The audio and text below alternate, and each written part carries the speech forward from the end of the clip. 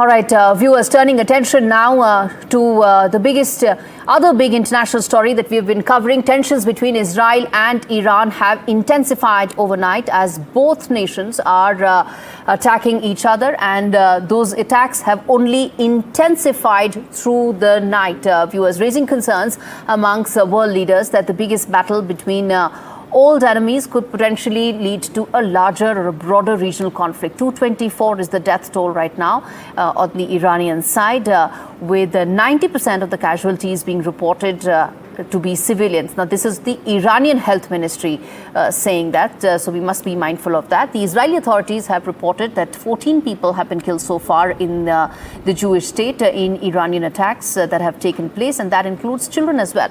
On your screens are those latest updates that are coming in of and visualization through maps as to where exactly those strikes have taken place. It started with Israel's unprecedented attacks on Iranian nuclear facilities. That led to a massive retaliatory attack that came in from Iran, and since then it seems that it is only escalating. Let's quickly now play out a soundbite of Israeli Prime Minister Benjamin Netanyahu, and then we come back and talk who's actually caught in the crossfire of this tension. Indian students. We come back and talk more on that, but first up, let's play out the Israeli Prime Minister's soundbite. הטייסים הנפלאים שלנו מעל טהרן. טהרן בוערת, אבל אנחנו מכוונים לא לאזרחים, אם כי אמרנו להם להתפנות. הם מתפנים בפינוי המוני. זה קורה עכשיו. אתם לא שומעים את זה, כי האיראנים מסתירים את זה. אבל זה מה שקורה. אבל הם, לעומת זאת, הם תוקפים, מפציצים את האזרחים שלנו. בתמרה, בתל אביב, בראשון לציון, ברחובות, בכל מקום. אנחנו כמובן פועלים אחרת.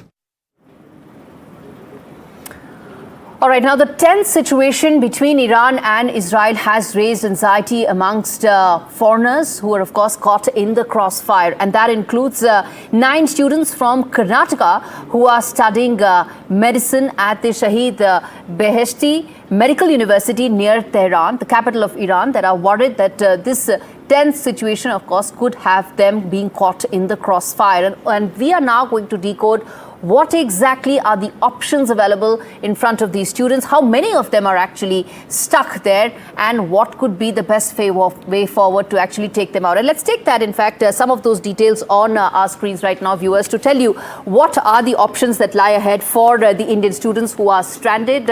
So about 1,500 Indian students are stranded in Iran. Most of them are from the state of Jammu Kashmir, and most of them are actually medical students. You can see they are young doctors who are studying there, and the Indian embassy is in constant touch with most of them. So the Indian embassy has been very proactive, has been reaching out, telling them that you reach to us through Telegram, and that constant contact with the Indian embassy is there for the students. Next, they are being evacuated via land. That is the important part, because when India did reach out to Iran, it was told that the airspace is shut. The opportunity and the option available for evacuation is through land, and all land borders are actually open. That's what Iran has said, that land borders are open for evacuation, and that's the route India needs to take for evacuating some of these its nationals, its citizens. How many of them will actually be evacuated is a developing story, and we're going to keep tracking. But this is how the possible route could be for those who want to be evacuated out of Iran.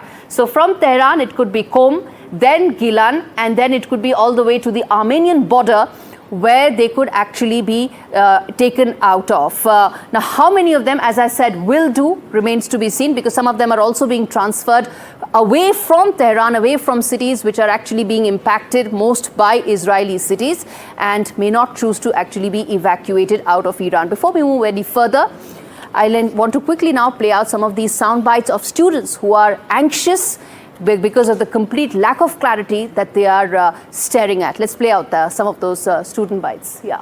At this point, हमारे जो भाई हैं Tehran university के जो students हैं, उनकी boys Dom के नजदीक ही हमला हुआ है, and they have also been affected by the attack, और कुछ जो स्टूडेंट्स हैं वो जख्मी भी हो गए हैं. सो वो हालत हमारी भी ना हो जाए, उससे पहले प्लीज हमें इवैक्यूएट कर दिया जाए, क्योंकि इस पॉइंट ऑफ टाइम पे ना हमें वाटर सप्लाई है डॉम की, ना net internet is very weak, internet बिल्कुल भी नहीं चल रहा है, ना मैसेज जा रही है, ना आ रही है, ना प्रॉपर्ली कम्युनिकेट कर पा रहे हैं हम किसी से भी। और ऑन टॉप ऑफ दैट अभी शायद इलेक्ट्रिसिटी भी चली जाएगी और उसके बाद हमारा वाईफाई भी डाउन हो जाएगा, जिसपे हम अभी थोड़ा बहुत इंटरनेट चला रहे हैं, और उसके बाद हम शायद बिल्कुल भी कम्युनिकेट ना कर पाए। तो please I request LG Manoj Sinha and CM Omar Abdullah कि हमें जल्द से जल्द इवैक्यूएट कर दिया जाए। Dear medical student from Tehran. Right now we are getting relocated to Tehran outskirts, just because the strikes are continuously going on. The strikes from Israel, and you see the smokes around, the flames around. It's all chaos here. The roads are closed. We have been stuck right now, completely stuck. We don't know what to do. The atmosphere is so tense right now. I'm joined by Mr. Sohail Kadri, whose son and daughter. Yes, is that correct? My son And daughter. They are pursuing. They're all my children, but they are pursuing MBBS in Tehran. yes. Yeah. So it has been, we know, very traumatic time for you. When did you speak to your daughter and son last time? I spoke. It was yesterday evening. I got connected to them. After that, the connection was very poor. Internet was not working well over there. My son throughout was in high spirits. He was saying, Baba, nothing is, no problem is there. But my daughter, first 2 days she was saying, no, don't worry, we are all here okay. But third night was traumatizing. They were traumatized that night. And they're saying, we don't have any bunkers, we don't have any shelters. When the strikes were going on and I got connected to my daughter, that time she said, Baba, something, there's a loud explosion and all, I'm running down. I said, Beta, where are you going? She said, we are going downstairs. I said, is there any basement or something? She said, nothing like that. हम किसी कोने में. You must have been in touch with the embassy, Indian embassy in Tehran. Their people, government has said that they are moving them to the safer places, whether it's the state government or the central government. I have visited Iran 3-4 times, and I have found Indian embassy very cooperative over there. And particularly in this, when this war started, they have done a commendable job. I don't have words to thanks them. And particularly from yesterday, our foreign minister was on the job. It's not that our foreign minister is a very vibrant person, and he knows his job very well. And he knows what to do and at what time to do. He got in touch and he instructed the embassy to give every possible help to the. You appear to be very, very satisfied with the embassy in Tehran. Yes. And are your children now safe? Have they been moved to safer places? We cannot say anybody is safe in the war zone. You never can say that a person is safe. Yes, comparatively, when they have done yesterday full day, they were making listings of different universities, getting in touch with the representatives of the universities, and then they prepared the list. Today morning, buses were ready. Officials from embassy had come to see them off. They said, "Beta, no problem. You people move ahead." And we have made all arrangements, boarding, lodging over there, and they have been given this buffet, breakfast, lunch and dinner. Day 1 से जब attack हुआ तो सूरत हाल, चूँकि मैं media को अच्छी तरह से देख रहा था कि किस तरफ जा रहा है, तो मैंने इमीडिएट उनसे कहा कि अगर पॉसिबल है तो तेहरान छोड़ दो और नियर बाई कोई जगह है वहाँ चले जाओ। तो वो सुबह में चले गए, लेकिन बाकी स्टूडेंट्स जो हॉस्टल में थे उनकी सिचुएशन ख़तरनाक हालात में गुज़र रही है, ख़तरनाक हालात से वो गुज़र रहे हैं। उनके लिए वहाँ, जैसा बाद में मुझे पता चला कि एम्बेसी एडमिनिस्ट्रेशन ने यूनिवर्सिटी के मेडिकल स्टूडेंट्स को या जो हॉस्टल में थे सभी को वहाँ से दूसरी जगह हटाया, क्योंकि जो डोम है जहाँ पर ये बच्चे रह रहे थे वहाँ पर भी कार बम ब्लास्ट हुआ है, और सुनने में आया है 1-2 बच्चे ज़ख्मी भी हुए हैं, लेकिन ख़तरे से बाहर हैं और अब सब वहाँ से दूसरी जगह ले जाए जा चुके हैं। लेकिन वो सभी डर और खौफ की हालत में हैं और वहाँ से निकलना चाहते हैं, और हमारी रिक्वेस्ट होगी गवर्नमेंट ऑफ इंडिया से या जो उससे कंसर्न लोग हैं कि वो जल्दी से जल्दी उनको वहाँ से निकालने की कोई सूरत निकाले। आपका बेटा वहाँ कौन सा कोर्स कर रहा है और कहाँ पे रहते हैं, क्या नाम है वो? मेरे बेटे का नाम है सैयद मोहम्मद रज़ा आबिस, और वो वहाँ से MPT किया और अब उसी सब्जेक्ट पर PhD तेहरान यूनिवर्सिटी से एडमिशन के प्रोसेस शुरू थे कि इस बीच में ये अटैक हो गया और जिसकी वजह से बहुत ही रुक गया है। All right, now let's quickly get in to important voices. First, Farhan Pareh, whose younger brother is in fact studying in Iran. He joins us on the broadcast. And Manju Seth, former diplomat, to understand the options that New Delhi has to ensure that its nationals remain safe and sound. Farhan, let me start with you. Have you been able to speak to your younger brother? What is he telling about the situation on ground? Yeah, I've been continuously in contact with him. But right now, they are tense. The situation is in complete chaos. They are being relocated right now to a ski called Form, but I don't think relocation is the option. Right now, they should be evacuated. But has your brother told you is he in touch with the authorities? What is the next course of action? How many of them are going together? Students from Shahid Beheshti University that's based in Tehran. Right now, they are traveling to Form. Okay, they are traveling to Qom. How many students are traveling together? It's a whole bunch of students. I don't know the exact number, but they are in buses right now. And are they going to be evacuated from Iran, or are they just moving to a safe city? No. They are going to some different city called Qom.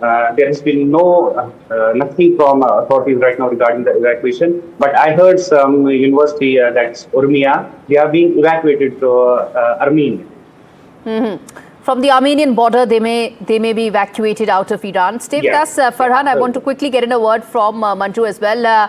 These are challenging times, but one also needs to keep in mind, Manju said, that India has actually undertaken more challenging, more complex and more large-scale evacuation of its nationals in the past. So this is something that hopefully we should be able to tide over fairly quickly. Absolutely, and I think this is given that so many areas are conflict-ridden in the world, I think we have an overall SOP in place. But at the same time, each situation is unique and each situation is different. And here we can see initially it appeared that there was no need for evacuation, but as the conflict has escalated, it has now become evident that the government is now, the embassy is now helping to move them out of the conflict zone first, and then towards the border, and if required, because the airspace is closed, then they would have to be taken to a neighboring country from where they would be evacuated by air or even possibly by sea. But could be, depending on the local circumstances, they will have to take a call on that, and we can only, request all students in Iran, in different places, to be in touch with the embassy. Very often they don't register, they don't tell the embassy where they are, so it becomes difficult for them, for the embassy to coordinate. But yes, in this particular case, it's positive that most of them have registered. They have told they're in touch with the embassy, and the embassy is able to coordinate all the movement of all the students at the same time, and other Indian citizens also. If they wish to be moved to safer places. I think communication is the key. That's most important here. Farhan, then let me ask you this, that while this is a process that may take some time, this is also a period of a deep sense of anxiety for students right now, right? I mean, to see that there are strikes happening around them, somebody's getting hurt. Did your brother share with you what exactly is happening around? What did he see? Right now, they are traveling to home, and I can talk to them. I can see through the videos. It's chaos. It's complete chaos over there. I can see smoke on the either sides of the highway. It's complete chaos. They are anxious. They are feared. They just want evacuation right now. And Manju said, this is the other aspect of it. You have young students who are very troubled. They are in anguish. They need also a lot of mental comfort right now because they didn't sign up for this. Exactly. Absolutely. It's a very, very sad situation. And though the embassy is not equipped for this, but the fact that an embassy official is there at that point of time, I think is a source of comfort for all the young people. And as we saw in Ukraine also, they were happy that, and when there was nobody, they were very upset. But when they see somebody from the Indian embassy, it gives them straight away that they're not alone. And other students as well, it gives them that feeling that they are not alone and that they will and should be safe. And the embassy is in touch with the local authorities and helping to move them to safer places and to evacuate them. And I think that itself is a positive indication, a positive development, which should send a positive and comfortable message to all the students. Farhan, final question to you, which is that internet connectivity has been very badly impacted there. Yeah, it has been. How much are you able to be in contact with your brother? I have been in continuous touch, so regular calls. It's not that I'm on the Zoom or something like that. I have been direct calling him. But yeah, internet connectivity has been affected. That is because of the chaos and the war going on. And that makes us back home anxious, troubled, fear. I'm going to leave it there. Thank you so much, both of you. And we're going to keep coming back, Farhan. We're going to keep coming back to this story because there are 2,000 Indian students who need comfort, coordination and complete communication from India as to how we are keeping and ensuring that they are safe in Iran.